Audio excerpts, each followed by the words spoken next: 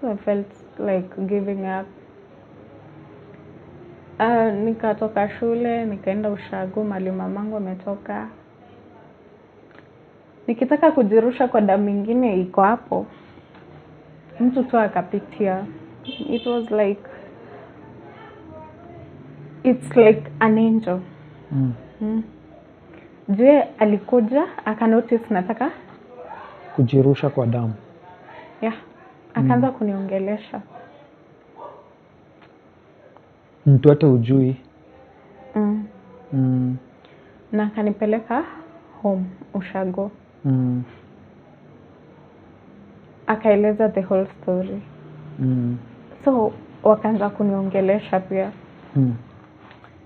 Yani I started giving up, but I didn't have a choice. Like nilikuwa nishaamua.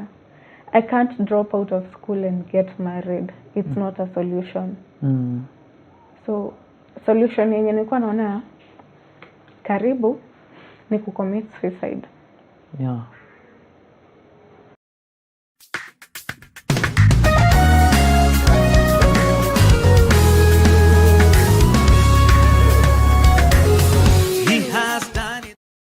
Hello viewers, welcome yet to another episode of The Journey. First of all, I want to thank God for the far that He has brought us. Tunashukuru sana juu right now tuko on the 19th episode of The Journey. And wacha niseme you guys are doing a good job. Thank you for watching, thank you for sharing, thank you for the positive feedback that you're giving us. Tunafurahia sana what you guys are doing and thank you. Leo niko na furaha because I'm hosting one lady who has decided to share her journey, which is very inspiring, very educative, and it's actually an eye-opener. And I want you guys to listen to her story, and I hope you learn something, and make sure you comment and give us your views. Leo tuko place inaitwa Cozy Corner. It's in Embu, next to Kangaroo Market. You can come and have a small event. You can come and have time with your girlfriend, with your boyfriend. They have very delicious foods and they have rooms which are very affordable. And their services are perfect. Hello, Karen. Hello, hi. Ukwaje? Niko poa. How have you been? I've been good. Yeah. Wow, nice.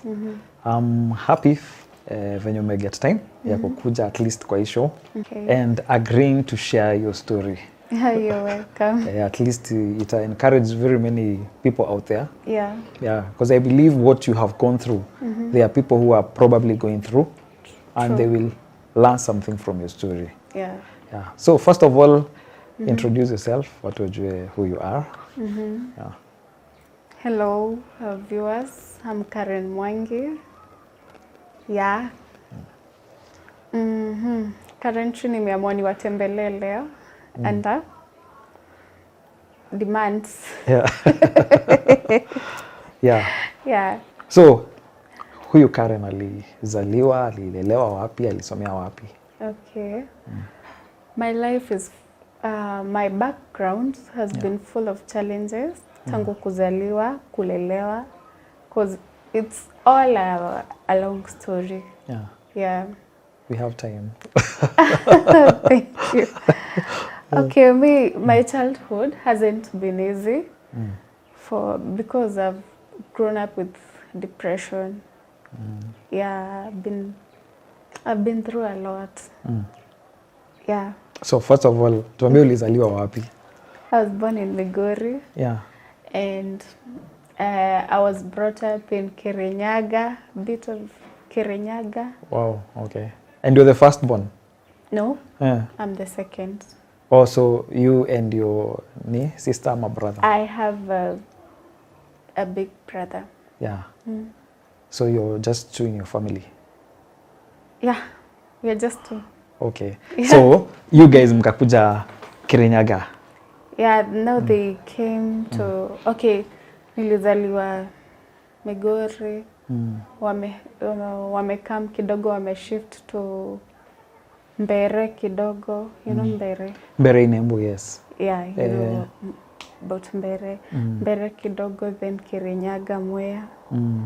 Yeah. Ulikuwa how old by the time you came to Kirinyaga? By the time they came to Kirinyaga was, I think, 5 years, about 5 years old. Yeah. Ulikuwa unajijua. Wewe ni mtoto wa nursery. Yeah, that time nilikuwa kitu. Nilienda nursery nikiwa mdogo. I was So after tumekam Kirinyaga, ndio hawakukaa sana before divorce. In Kirinyaga? Yeah. I even hated Moya for it, but so unajua tu ya Mungu ni mengi. Yes. Yeah. And that time you were 5 years old? I wasn't 5. They just spent 2 years. They divorced while I was in 7 years. Yeah. How did it affect you after your parents were divorced? It really affected me because I'm that minimum na ile roho nyepesi. So I wanted things to work out my way, but they turned out they can't work out my way. Yeah. Kwa nini? Nature is so unfair. And nature sometimes is fair to some people. Yeah. Yeah, not all of us. And it wasn't easy because depression ilianza hapo. Ulianza kuwa depressed ukuwa 7 years? 7 years, and I didn't know like I was being depressed. Kwa nini? Nilirudi nyuma. Mtoto anakuwa number 1 mpaka kwa vitabu, nikarudi nyuma kwa masomo. Yes. Nikarudi nyuma. Yaani nikakaa mtoto anazaliwa tena upya na mashida zake. Yes. So yani nikaanza kuchanganyikiwa, hata nikienda shule no concentration. Whatever was in me was that like mwalimu akifunza naona tu divorce ya wazazi. Divorce. Okay. Yeah. And then before that divorce I had dreamt. Nilikuwa nimeota ndoto. Nilikuwa nimeota babangu alikuwa amesurubisha mamangu kwa nyumba ya kuku. So when I went to tell my dad, when I went to tell my mom, my mom told me, wait for your dad to wake up, then tell him. So I waited and told him. So conflict ikaanza wapi? Ikaanza hapo. So nilishi kujiblame, nikiona kama mimi ndio nilifanya waachane. Yes. But it wasn't me. Ilikuwa kitu tu yenye itakuja kuhappen. Yes. Yeah, ilikuwa kitu tu.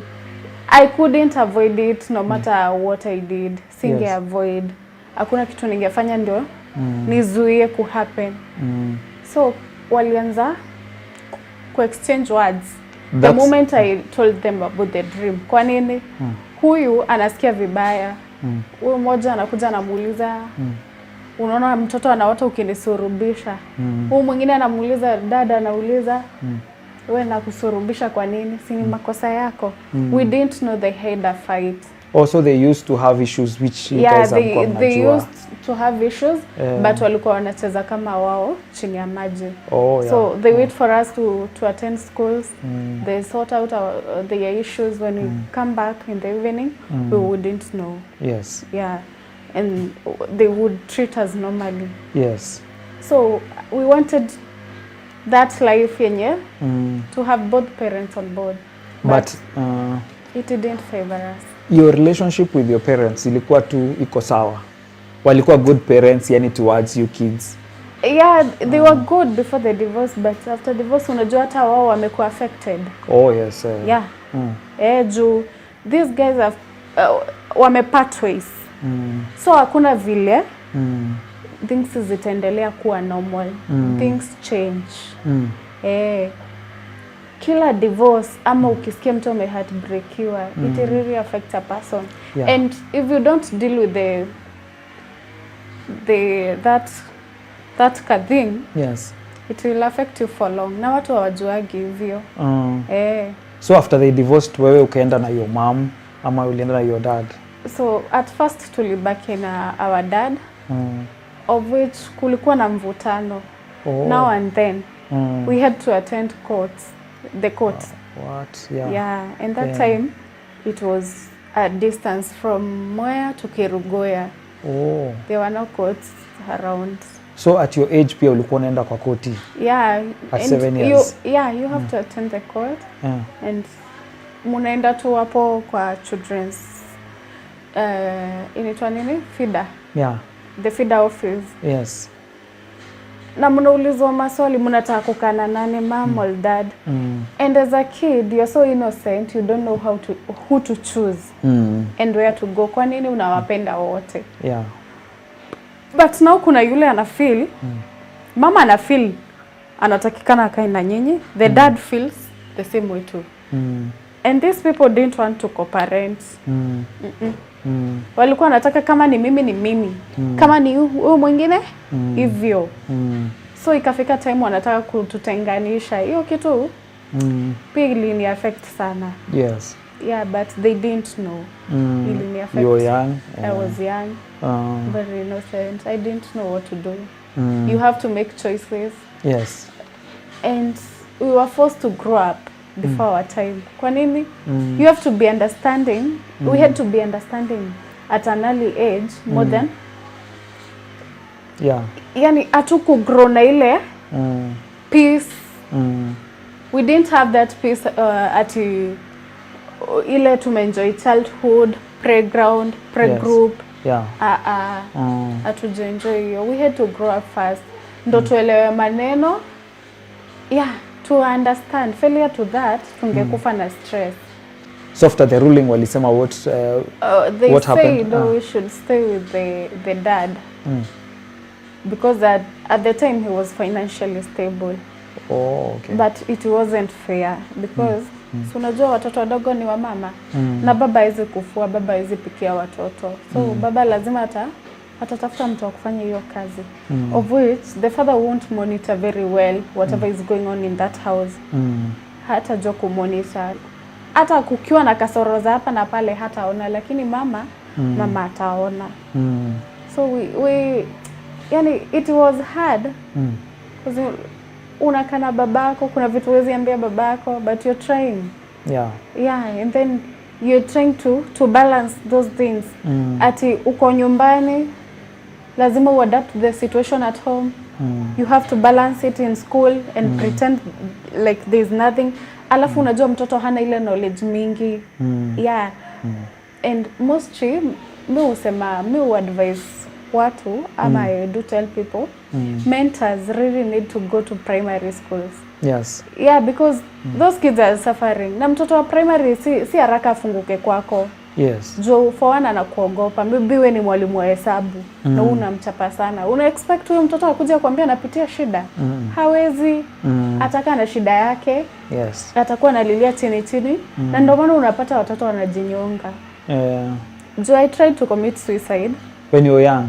Yeah. But I failed. I've tried almost 3 times because nilikuwa nabeba mizigo ambayo si yangu. Until wakati nimefika high school nikajua kuachilia mizigo zingine. Yes. Just after that divorce now, you attending court. Mnajibu vitu hamjui, unataka dad, unataka mama. Sasa hiyo ni nini mnaniuliza surely? Yes. You just want your parents together. Me, I just want them together. After all, sikujileta. Yes. See, they were there both. Yeah, I just wanted them both. But nature nayo ni nani? Haikukubali. So, after tumebaki na dad, mateso ilianza. Mara unajiliwa houseboy at times anakumistreat, anakuchapa. Yeah, I remember one alinichapa na waya ya stima. Yeah. You see so how old? I was 8 years. Oh, that is a year later. Yeah. I was 8 years. Alinichapa na waya ya stima mpaka nikakuwa na mark. Yes. Yeah. Because kama kosa tu kadogo. So unapata watoto wanapitia mambo mengi. Yes. Ama mambo mengi. But hawezi kufunguka kwa watu. Mostly if you don't befriend a child, the kid will never open up. Now tumekaka. No, I went to tell my dad, now this person atupeleki poa. Hadi alinichapa na waya ya stima. Inabidi amefutwa kazi. Ni nani atakuja kukaa na watoto vile mama yao anaweza kaa na watoto wake? Hakuna. So tulipitia mambo magumu, ikafika mahali mpaka dada hizi ajiri mtu, ikakuwa ni sisi tunakaa peke yetu juu hata kitu safe. But in the real sense tunasafa. Kwa nini? ilifika time ikakuwa stress kwake, haizi vumilia tena. So akafuta kila mtu, tukabaki sisi peke yetu. So now my brother was like now the housewife. Akitoka shule apike. Yani uko na miaka ngapi? By that time tulikuwa tumeachana na miaka 5. Alikuwa anakuja akitoka shule anapika, and you know men with cooking they are not so much into it. So at times atamekelea food aende akacheze, food inaungua yote, tunalala njaa. Dad atakaa saa 7 usiku, maybe at times amekula, at times hajakula, lakini juu amechoka anaenda analala. Ilifika time akaona this is so much to bear with, mpaka akahama mahali tulikuwa tunakaa, akaenda kutafuta nyumba nje. Kwa nini? It was an estate. He couldn't bear the shame. He couldn't angevumilia kuulizwa maswali na watu. Juu every time, mbona usiajiri mtu wa kazi? Mbona mama watoto asirudi? You know? That was a lot to him. Alafu dada alikuwa yule msempole. Ni mpole, ni mcool. Haongeagi mingi na apendi. He doesn't like arguing with people. He was that nice person. So tumeanza kuishi peke yetu. It was a 3-bedroom house. But yani mvua ilikuwa inanyesha ya thunderstorms, tunafunga milango na viti. Kwa nini? Unasikia kama yani there is that fear now. You're still young. Yeah, we are still young. Tumeacha peke yetu. Baba yetu anakuja kutuona Sunday peke yake, then he leaves. So tukaona hapa rejection imeingia tu automatic. Yani so hawa watu ni kama hawako wanatutaka. Na sasa hizo your brother alikuwa how old? He was, yote mlianza kuachwa peke yenu sasa? He was kitu 14 hapo. Oh, so mnaachwa peke yenu, your brother is 14 and you're 9 years. Yani life it was so hard. At times brother wangu akwanga na shughuli kasi. Isi unaelewa tu boy child. Kwanza akiwa hiyo age hata na shughuli. That age ako na mchezo mingi. So mimi ndiye nilikuwa naumia sana. Kwa nini? We were in different schools. So mimi nilikuwa kwa government school. Yata manage kukula shule. Mr. manage kukula shule. Yetu ilikuwa tunabeba food. Sasa unapata times aliekelea food usiku, akaenda kucheza na maybe most of the time it was githeri. So unapata hata haikuiva. Saa zingine jiko hata jikoni ilikuwa pande ya nje, mnaekelea mnapata umbo alikula yote. It was so painful. Unapata umbo amekula yote. So you don't have, yani unalala njaa hiyo siku. Unalala njaa. Yani mpaka saa befriend my neighbors by force. Tunajifanya tunaenda kuwatch kasop kadogo, lakini unajua ni timing ya food. Was that hurting? Unajua tena unategea hapo ni nini? Si tuko na haja na hiyo soap, uko na haja na food. At that time mama alikuwa ameenda, she wasn't well up, so hange manage kutukujia cause pia yeye alikuwa ana struggle, alikuwa anapitia hard times pia. So yani ilikuwa tu, wacha niseme ni zile 40 days za jangwani. Tulikuwa hapo sasa. So yani ilini affect kwa education cause my whole life primary education ni kama it's like sikusoma. Kwa nini? Una expect mtoto aende shule akiwa njaa, maybe hakukula sapa, hajakula breakfast. Na unataka aelewe, hata elewa kitu, nikwambie kweli. Na maybe tulilala saa 5. At that time hakukuwa na stima. Dada area tulikuwa tunaishi hakukuwa na stima. So tulikuwa tunatumia ile taya mafuta. Na maybe aliacha mafuta ya 40 bob. Ya 40 bob haitaenda the whole week. Itaenda siku 2 izime. Kumaanisha nini? Sitaifanya homework. Sitaisoma usiku. So life was really hard. Actually, mimi sikusoma hiyo primary like. Haikuniingia vizuri because most of the time ni mateso. And then walimu walikuwa shaanza kunichukia cause nalala class.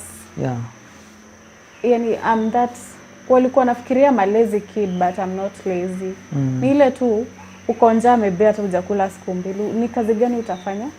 By the way, exam ilikuwa inakuja naanguka karibu yote. But at least I was managing some marks. But I remember my maths teacher alikuwa ananichapa mpaka nafura huku nyuma.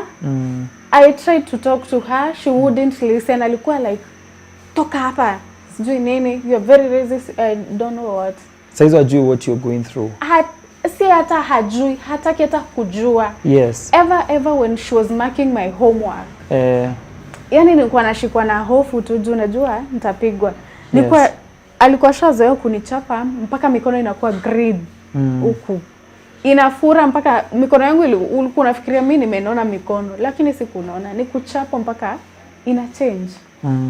Yani mpaka nikakuwa hard juu sasa nilikuwa naenda tu namwekea wewe chapa tu sulizoea. You don't want to know my story, so let's continue. And at what point did you try to commit suicide? Okay, okay, the first attempt. The first attempt really happened wakati nimeingia kidogo high school.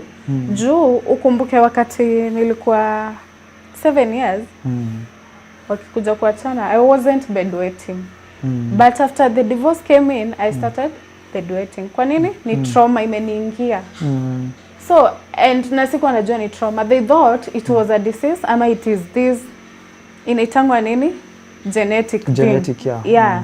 They thought it was a family thing, but ukifuatilia vizuri familia yetu hakuna story kama hiyo. Watoto watakuja tu wakiwa wadogo. So mimi yangu imenifuata mpaka niko 10 years 11. Nimekuja tu nayo. And then like kila watoto shule walikuwa wanajua nanuka mkojo na sijabeba food. So they used to avoid me. They were avoiding me. Every lunch time ungepata girl child karibu na mimi. Walikuwa wanani avoid.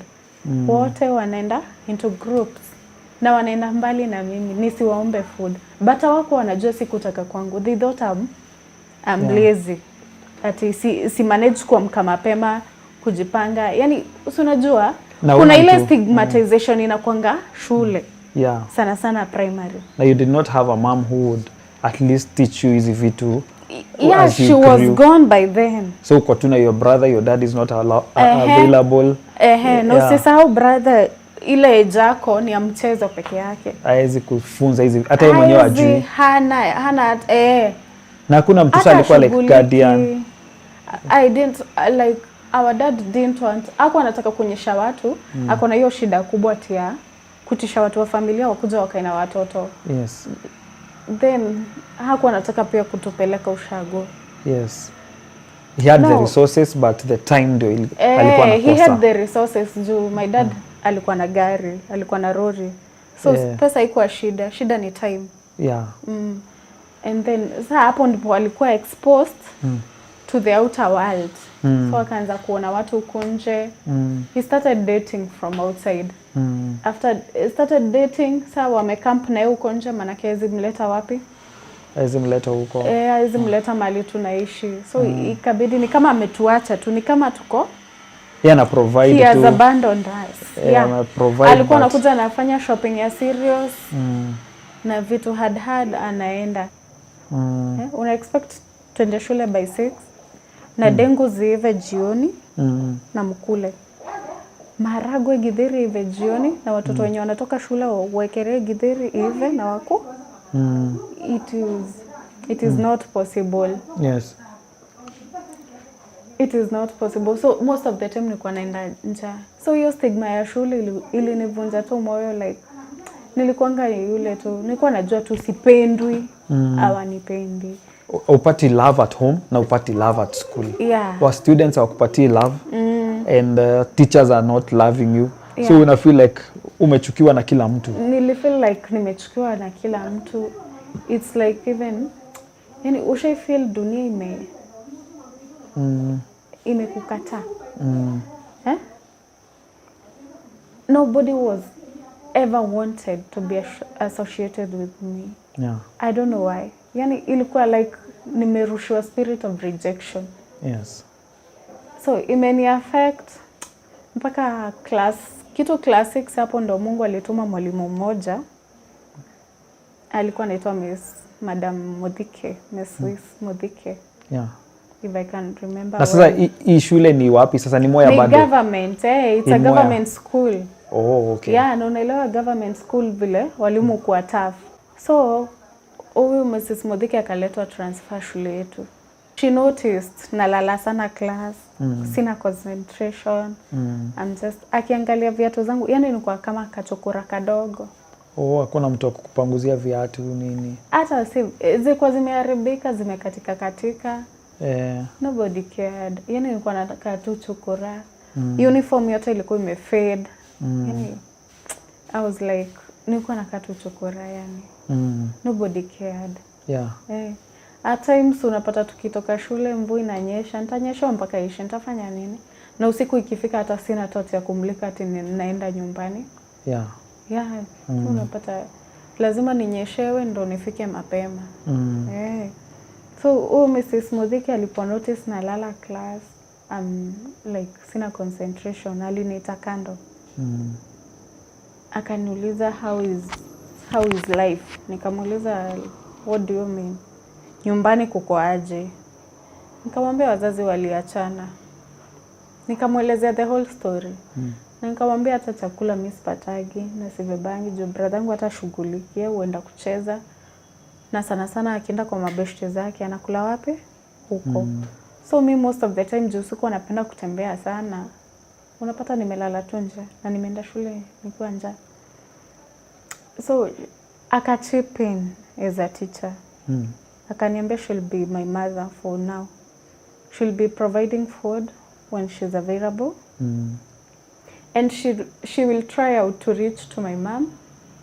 Ndo ajue itakuaje. By the way, she started buying food for me. Nilikuwa naenda asubuhi. Alikuwa ananiambia kila asubuhi naenda staff room na kunywa chai and whatever was there. Lunch time, if at all kuna food ya walimu ananigawia yake ananipatia ama ananibaia lunch. Yani she was a godsend. Yeah. She was godsend. Yeah. She was like a destiny connector to me. I'm a helper. So she started even calling my mom, akamuelezea situation vile iko. My mom alikuwa, she was willing to kutukujia but hakuwa na uwezo, you know. Her financial status wasn't very nice. So ilibidi tu akuje vile yako. Alikuja bila anything na akatuchukua tu. Akatuchukua kutoka mahali tulikuwa tunakaa kwa baba yetu. Akaturentia nyumba na tuka continue schooling. Imagine the life changed. Hata uniform akatubaia zingine. Viatu zikapelekwa kwa fundi. Yani the life of a mom na a child. Mtu hujua ukiona mtoto utajua huyu kuna mzazi wa mama anashughulika mahali. Unaona? Yani everything changed completely. Vile nilikuwa nakaa chokora maneno kabadilika juu. Kuna mzazi ameingilia mahali. Hana pesa but yuko na love. Yeah, hana pesa availability. Yeah, but ile kidogo anapata anatushughulikia tu nayo.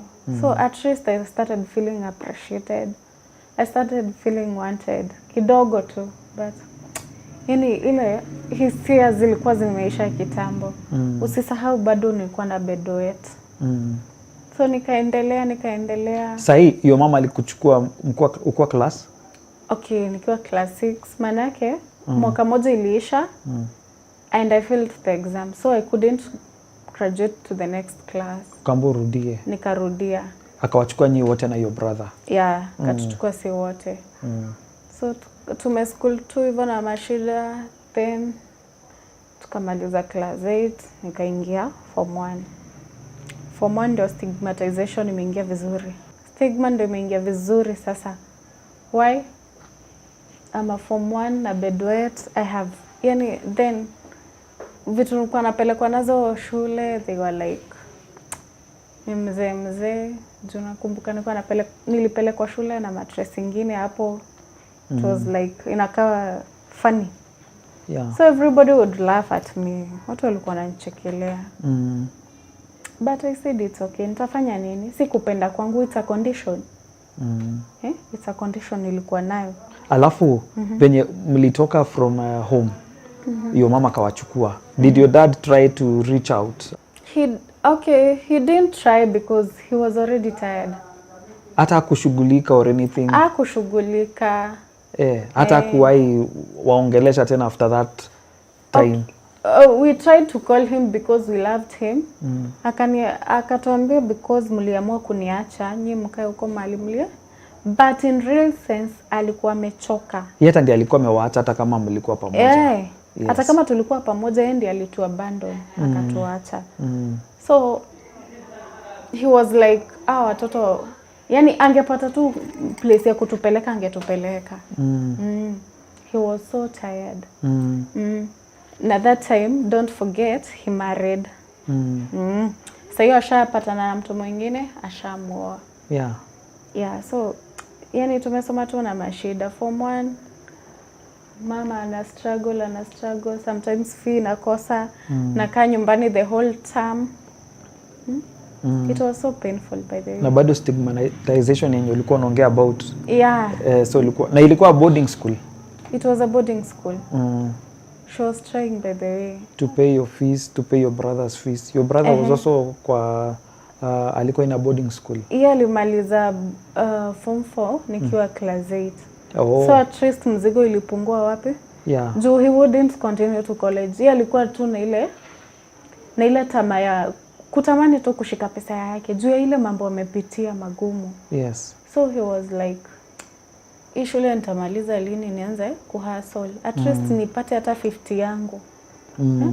Because life was hard. Yes. So now ukaanza sasa kupata stigmatization when ulifika form 1. Yeah, form 1. Juu ya kutojikubali, most of the time ulikuwa unanipata peke yangu. Nakaa tu peke yangu. So people would think even I'm a devil worshipper. And they would start saying, si unajua tu ma students. Karen, no Illuminati, sijui nini. Hatakangi kujiassociate na watu, sijui what. You know, a lot. Na hizo vitu zilikuwa zinaniumiza by the way. Mnasemaje mimi ni Illuminati? Mnajua mali nimetoka? Do you know what I'm going through? Mseme mimi ni devil worshipper. But I didn't, you know, sikuwa na la kufanya. At that time sikuwa nimejua Mungu vizuri, like unajua imani ilikuwa imeregea tu. I was floating. Yeah. I wasn't deep into God. So wakati feel kosa hata moja nikakaa nyumbani. The end of that year, my mom too alikuwa na stress pia because mtoto amekaa nyumbani hata moja, sina do, sina nini, what will happen, nini. So unapata she's talking a lot, she's shouting, but si kutaka kwake, nile pressure anapitia. Nile mambo anapitia, jobs zenye anafanya they are not as a given vile ana expect. So unapata at times to anapata stress. Ni stress. Na ujue single mama akiwa na stress, the nearest person wendo mtoi. Yeah. Wendo uabsorb hizo stress. So ulikuwa unapata kama na shout anateta nini. Hiyo kitu pia ilikuwa inaniumiza juu I wasn't firm enough, I wasn't strong enough. Yes. So I thought she was bad, but she's not. Ni mambo anapitia. So nikampromise nitarudia form 1, nikarudia tena form 1. Sita moja nilikuwa nyumbani. End of term nikaenda nikaperform. I didn't like my performance cause nilikuwa chepe by the way. Na nilikuwa napenda masomo. Nikapata D+ form 1, nikamwambia no, this is not my grade. So I'll just do another form 1. Sina shida. Nikarudia form 1. So after kurudia kidogo alipata favor ya Mungu, akamanage kulipata 2 zimefuatana. And I was really performing. Nilikuwa napata B+ nini. Your dad sasa shughuliki. Alipi hata fees ashughuliki. Kwa starehe zake tu, you know. Na another family alikuwa like nani anaweza chukua hawa? Yani unaona vile unaweza chukua hiki tu dispose. He was like nikapata tu mahali pa kuwapeleka mimi na wapeleka. Ni vile haikuwezekana. Alikosa mahali pa kutupeleka. Sasa form 1 nikarudia tena. Form 1 nayo nimepelekwa boarding school. Ingine tofauti. The boarding was nice but it was too cold for me. Unapata miguu inashikana baridi, at times inafura, at times yani inakuwa siwezi tembea mpaka nabebwa na watu kutoka kwa dorm hadi classes. What? Yeah. So I was like, Mungu, hii maisha ni gani? Wakati nimeamua tu kusoma tu vizuri, kuconcentrate, ndo hii shida ingine. Hiyo baridi ilikuwa inani affect ile yenye hadi miguu yani siwezi soma, inauma mbavu, saa zingine mbavu inauma. It was so stressful. I continued, then that time tena nikafukuzwa. So at that time tulikuwa tunakaa Coast Mombasa. Mwalimu amenifukuza na ninasomea karibu na Chogoria.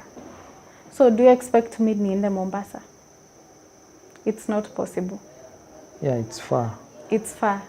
So nilikuwa nakatalia hapo. Na juu nakatalia hapo, principal anakasirika juu sitaki kwenda nyumbani. So at times principal anakuja ananichapa for no reason. You're stupid, sijui what, you are so arrogant. You know? Yani anatoa pia stress zake na mimi. Mbea wewe. Yani ananiambia all kinds of things. And I'm like, where am I going? Unanifukuza niende wapi? Umenifukuzia fees. So na kwetu currently mama alikuwa Mombasa. Una expect niende aje? So it was so hard. Unapata nakaa shule. Wanaenda wanatoa desk yangu inatolewa class. Wanachukua mattress yangu wanaficha kwa store. Such that hakuna mahali naweza kaa kwa shule. Niende tu nyumbani. Yani mateso tu live yenye unaona. Imagine desk yako imetolewa, niko na vitabu zote, roka, imefungiwa kwa store, mattress na box yako, box mali shopping yako iko manguo, imefungiwa kwa store. Such that there's nothing you can access. And still nilikuwa najikaza tu mpaka na make sure hiyo siku spend the night in that school. So nilikuwa nasongewa na marafiki zangu, nalala na wao. Asubuhi ikifika, we share what they have because at times ashapeana principal, unapata amepeana orders hata nisipewe food nini such stuff. Cause sijalipa fees, I just go home. So yani ikafika mahali mpaka nikajichukia, nauliza Mungu, hii ni nini sasa? Kwani nitaishi na mashida? Tangu utotoni mashida imenifuata hivi mpaka high school. It's not your fault. It's not my fault. Mzazi ndiye hajalipa. Na mzazi sikutaka kwake pia yeye hana. Mbona mwalimu asielewe hana? So I felt like giving up. Nikatoka shule, nikaenda ushago mahali mamangu ametoka. Nikitaka kujirusha kwa damu nyingine iko hapo. Mtu tu akapitia. It was like, it's like an angel. Jue alikuja, akanotice nataka kujirusha kwa damu. Yeah. Akaanza kuniongelesha. Mtu hata ujui. Na akanipeleka home ushago. Akaeleza the whole story. So wakaanza kuniongelesha pia. Yani I started giving up, but I didn't have a choice.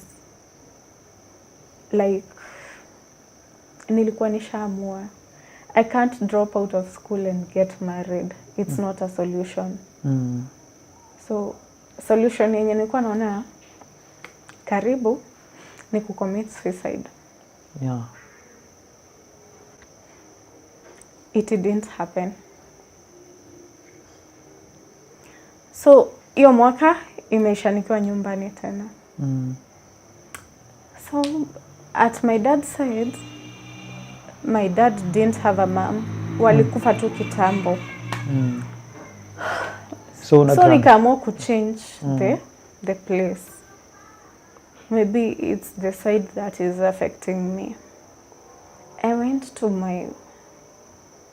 my dad's brother. Nikaenda kuishi kwake. Nikarudia tena form 2.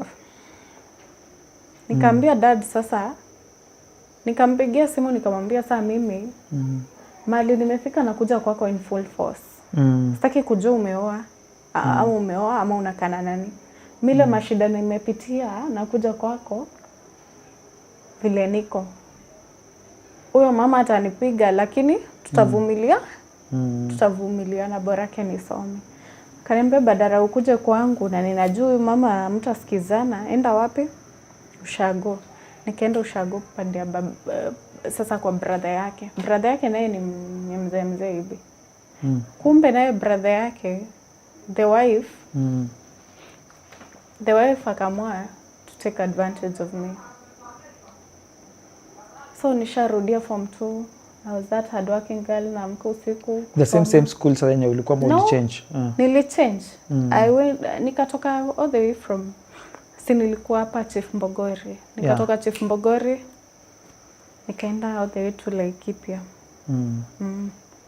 Ndaragwa kama unajua huko. Yeah. Kaenda all the way to Ndaragwa, Uruko huko ndani. Ndo brother ya babangu anaishi. So kuenda huko nikapata very nice day school. That day school was very nice in education and very performing. It's called by the name Uruko Day School. Uruko Secondary. Yeah. It was friendly, the teachers there were friendly. So hiyo passion ya masomo tena ikarudi. I started performing again because I had the right environment. Now, I don't know what got into the wife of my dad's brother. She started taking advantage of me. Nitoke shule, niingia kwa shamba, nilime. Jioni. Nilime, unalimia ama unapalilia. Kama ni mahindi iko unapalilia. Then utoe viazi kwa shamba. Uende uvunje kuni. Umetoka shule 6:30. Umetoka shule 6. Uvunje kuni za kupika for that night. Don't use hers. Juu alikuwa anataka firewood yake anaweka kando. So I have to come get mine for that supper. Then nikitoa viazi, I prepare the supper for them. Kama kuna vyombo zilikuwa nioshe. Yani I have to clean that home. And then I cook for them the dinner. Na alikuwa na mtoto alikuwa na msichana wa 12 years by then. So I had to clean. And those kids were not even helping me. Yani nilikuwa tu mboch. Toke shule, ningia kwa shamba, nipalilie. Nilime nitoe viazi, niwapikie. Na nitafanya homework the same night. Na the same place hakuna stima, ni solar. And I was trying. I did that and I was still performing. Lakini performance yangu ilikuwa inaenda chini. Kwa nini? By the time namaliza hiyo kazi yote, ni 5:30 usiku. So nitafua uniform na niende nisome kidogo na niamke 5 asubuhi. Na shule ilikuwa distance kutoka hapo. So ikafika time nikaona this is too much. Nikaamua niambie principal maneno inaendelea nyumbani. So I told the principal, I went and explained everything. The principal called them. Aliita brother ya baba yangu na akamwambia, if you don't change, I'm going to sue you with child labor. Na utatuweza. Na utasumbua mtoto akiwa anasoma. And tell your wife to behave. So kufika nyumbani alikuja akaambia bibi yake vile nimewaibisha shule, ati sitaki kufanya kazi, nataka nikitoka shule nisikuwa napewa kazi, nilikuwa napata chakula imeiva, and I didn't talk. Si mimi niliongea, ni the principal who talked. So nikapata wamenitolea kila kitu kwa nyumba, wamenipea room yangu kando nje. Hata haikuwa kwa hiyo boma. It's just next. And they gave me some food, kilo moja. Kilo ya mahindi, kilo ya viazi. That. Na usisahau, hii mahindi kwa hiyo shamba, ni mimi nilikuwa nimelima yote. Nilikuwa nimepanda, nikapalilia na nikavuna peke yangu. But they have the audacity ya kuninyima. Yeah. So, na wakaniambia hiyo food tumekupa ikiisha, never, usiwahi tuambia. Wewe jua mali utakuwa unatoa juu umekataa kutufanyia kazi. Unaweza kuwa unatafuta vibarua jioni unafanya unalipa unanunua nini? Chakula. Yani life ikakuwa extra hard. So I was like, Mungu, hii nayo ni nini tena? Yani nimetoka kwa kisirani moja, kisirani nyingine na kisirani nyingine tena. Kaambia Mungu, this is too much. Please send. Yani nitumie tu msaidizi. I was even asking God, yani Mungu, ulikuwa umepanga nizaliwe kwa hii familia ama ni makosa ili happen? Niuliza Mungu saa zingine yake, unanijua ama I am a mistake in this world? Yani ushajichukia.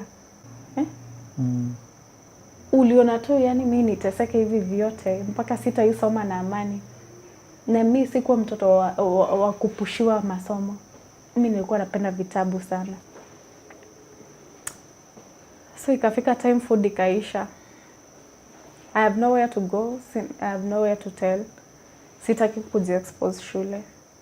By good chance I made a friend in school. A girl. A lady. She was, by the time nilikuwa form 2 alikuwa form 3. So nikamwelezea mashida zangu zote na yeye akaenda akaelezea kwa nyumbani.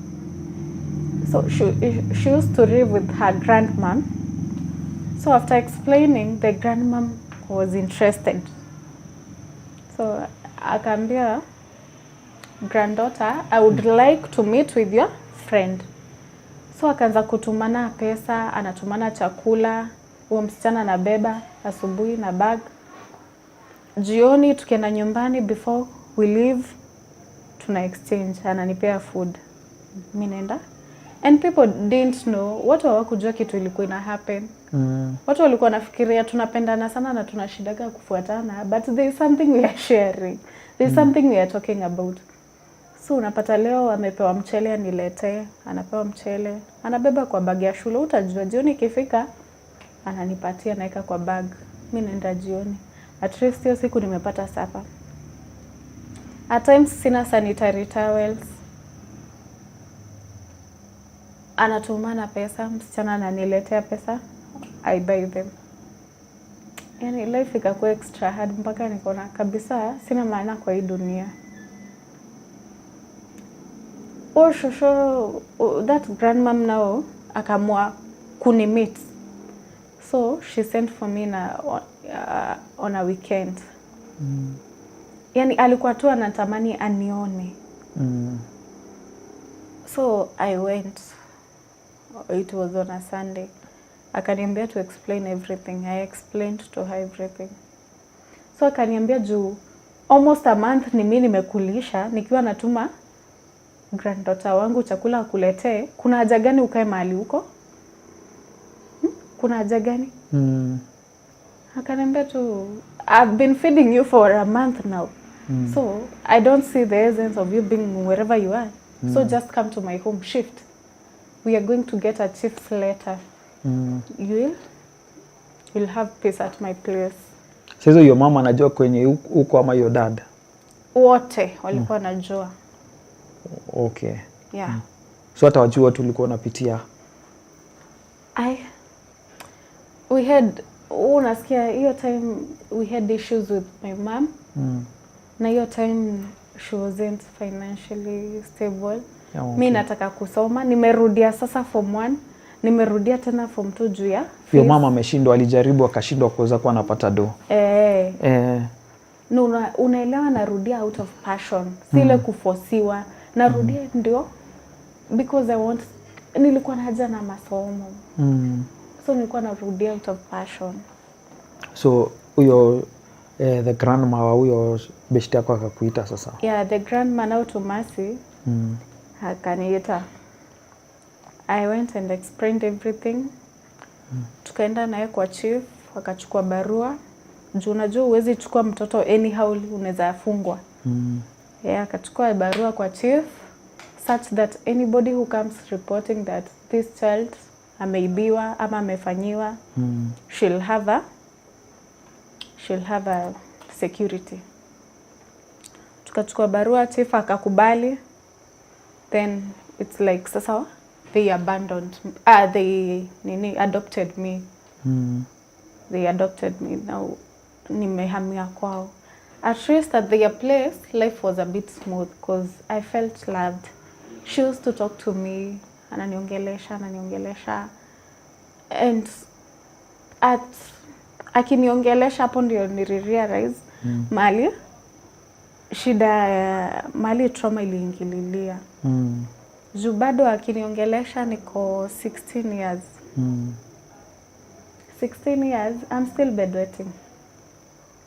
So she realized this thing is not normal. So akaanza kunifanyia counseling. Akanifanyia counseling. She was a good therapist, by the way. Kaniongelesha mpaka nikalan to take things easily. And she was that good role model mwenye anakuonyesha you do things this way, you do things that way. Yani anakufunza what is life. And how now to grow like a lady. Yeah, and how to grow up like a lady and how to be strong. So I learned much from her and I appreciated being there. So 16 years, 17, hapo ndo tena tuka make up tena na madhe. So akanikujia huko. Tena I shifted from that school. So kwa form 3? Yeah. Ukatoka nika naenda form 3 sasa. Nikatoka huko, nikaletwa sasa Kirinyaga. Your mama alikuwa Kirinyaga that time? Alikuwa ametoka Mombasa? Yeah, alikuwa ametoka Mombasa, kakam Kirinyaga. So from that time, at least life wasn't hard. But challenges za hapa na pale za kucope up na life. Zimekam tu, zilikuwa zinaisha tu pole pole. And then I learned how to understand everybody. How to understand my parents. How to deal with people. And different kind of people. At least hapo life haikuwa hard. So nimekuja, nimemalizia shule Kirinyaga. There was no issue. Nikaanza kuhustle. Yeah, kujihustlia juu tamaa yangu ilikuwa at least nishike pesa yangu. So after amekukujia things went, mkarudi tu sawa na ukaishi sasa Kirinyaga with your mom sasa kabisa na until ukamaliza high school and ukaenda. Things were still not easy but they were a bit better. Yeah. And your dad sasa alienda wapi? After that time, after nimemaliza shule, amekuja kupass 2021. Yeah. Pole. So hata akipass, it was like he neglected us a very long time ago. So ali move in your attachment kubwa. Alikaa tu na that other family. So uko na other step siblings. Okay, he married a wife with a kid. Oh, okay. Yeah, so the wife hakuwa anatupenda juu alikuwa anakaa akiambia babangu, the moment utasikia unasaidia watoto, I'll do something. Juu every time my auntie told me, another aunt of mine told me that every time I used to call my dad, huyo mama akikuja apate tu call log imesoma tu daughter, alikuwa anachukua simu anaidip kwa water tank. That's how weird step moms can be. And I'm not saying every stepmom is a bad mom. There are stepmoms who are good, but for me, I didn't have a nice one. Wow. So what I've learned before wazazi were divorced, they should actually think about their kids. Yeah. Yeah. Because hata kama mtaishi na mtu, please cooperate. And take care of your kids. Yeah, and cooperate. Juu kuna vile mtoto anaweza kuwa depressed, iwa affect hata nyinyi, ama mtoto ashikwe na kitu yenye hamtaijua kuiheal. Yeah, kitu yenye itawa cost the whole of your lives. Yeah, before you get into something, be careful, be cautious. Ukiona tu hii relationship hai work, ama iko na issues, ama iko na red flags, leave it before you come to regret when it's too late. Pole sana for that. When was the last time you talked to your kid? Kuna watu wengine naona they are co-parenting, wengine they are not really. Wakisha achana, watoto they start suffering because they don't care anymore. Like yani issues zao zinakuwa the parents issues ni zime extend kwa watoi. Unakuta mtoi ni innocent hakuwa kijua. Yes. The kid here is innocent. Unajua uwezi jua makosa. Okay, kwa relationship, we don't judge one side. Juu hakuna mwenye aliingia ama hakuna mwenye aliingiza mwingine. Nyi wote mliingia mkasikizana. Yes. Mkaamua kukubaliana na kitu moja. There is nothing like a mistake in a relationship. Yeah. Na so ulikuwa na like a relationship mzuri na your cousins? Not really, because I didn't have time to see them. You are going through all these tough times. Mtaenda kupatana saa ngapi? Kuonana lini? There was no time for that. Yeah. Right now, how is your relationship with your mom? It is good. Right now hata uko job? Sahi hata uko job? Yeah, right now I'm at least. Always well, like you're struggling like your time. Yeah. I'm not struggling like that time. Then I came to understand a single mom lazima it needs favor. Yeah. For you to stay with a single mom unahitaji favor. Kwa nini? Siongei kwa ubaya. Because mse ana mahali pa kutolea stress. So ni wewe tu. So I had to bear with it. I had to bear with it. Na your brother pia aliendelea vizuri in life? Yeah, sahi ako stable. Yeah, kuna kazi zake. Yeah. Wow. Anajisimamisha. He's stable. I'm hoping. Lakini? Ni life. Utasema ni nini? Oh, okay. Yeah. I'm hoping people are learning from this story, by the way. Yeah, because it's touching. Yeah, my advice is only to our generation and to the young generation. Sana, take care of whatever you do. Juu hii kitu inaweza kucost, yeah, ushangae. Kwa nini? Mi hakuna dawa sijanunuliwa kwa hiyo hospitali ya kuacha kubedwet. I was taking drugs for a month. Yeah. Medication for a month. Yenye uwezi skipata siku. Na wako wanajua it's from the brain. At what point did you stop bedwetting? 17 years. After sasa umeanza kuongeleshwa na this grandma. So 17. Like tu alikupea that counseling, it worked? It worked. Mi nimekunywa madawa mengi sana. And then I had that headache yenye haiponi. Nakunywa dawa za malaria, nakunywa mara moja, hakuna dawa sikuwahi tumia. Headache yangu ilikuwa ya daily basis. Na sikuwa na shida ati ya damu ama anything. Yangu ilikuwa tu stress. So stress inaletaga bedwetting? Yeah, of course. Sana kwa mtoto. Kitu kingine ningependa kuambia wazazi. No, not all kids who are bedwetting, bedwetting is genetic. To some point it's not. It's kind of trauma in kids. Yeah. chunguza mtoto wako vizuri. Chunguza mtoto wako juu the moment you're not interested kujua mtoto wako, the more anapitia pain na hata ikuambia. You wonder why. So unasikiaga kwa news mtoto wa 8 years, 10 years amecommit suicide. Yes. Whatever you do ama whatever you speak in presence of a child, the kid takes it seriously. Na mtoto huwa asahau. So kama ulimwambia yeye ni ng'ombe 10 years ataka akijua madhe alisema mimi ni ng'ombe tu.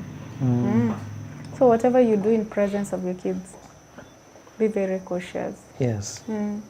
Juu matusi kidogo hii ya wazazi. Yes. Si kwenda huko afadhali ningezaa mtoto kijana kuliko wewe. Sijui nini, it really affects. Akianguka mtihani anaambiwa ni mjinga. Wewe ni mjinga kama baba yako. My friend, unalaani mtoto wako na hata waipita. Ukimwambia yeye ni mjinga, wewe ni mzazi umecommand.